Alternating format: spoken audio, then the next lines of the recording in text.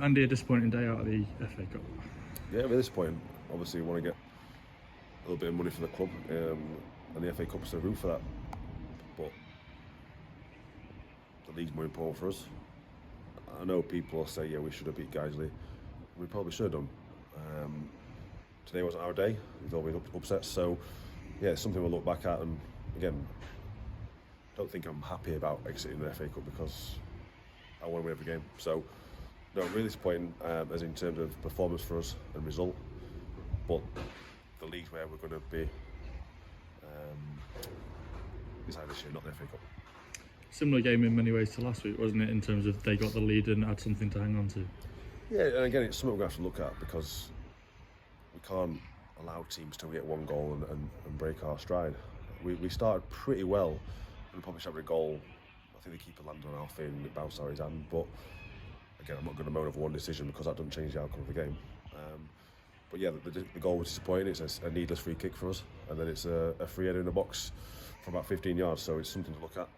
And yeah, the players have to realise that that's as bad as we can get. We can't get any worse than that. So full focus on the league. That's what we're going to do now. We're going to fully focus on the league, make sure we're right, make sure we get everything ironed out now because it's important we continue where we left off, top of the league. Not a great deal of chances today, but their keeper did pull off a couple of good saves.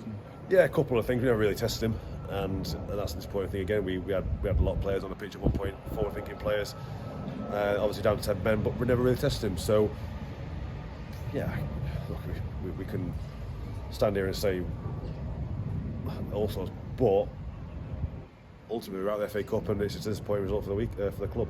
And it's something as a staff and as players we come back this week and look at, because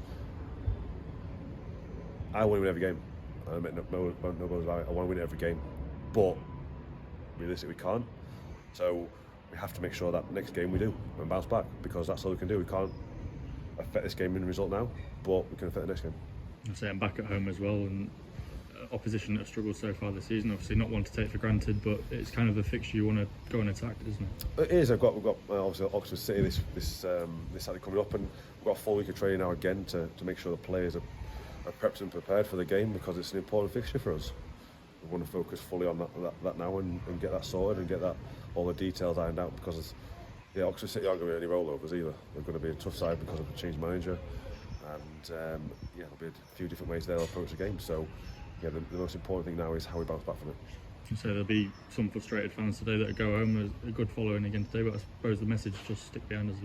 Yeah, again, I know there's a lot of frustration. There's a lot of frustration at the end of the game. A lot of finger pointing, but we win together and lose together. That's my view.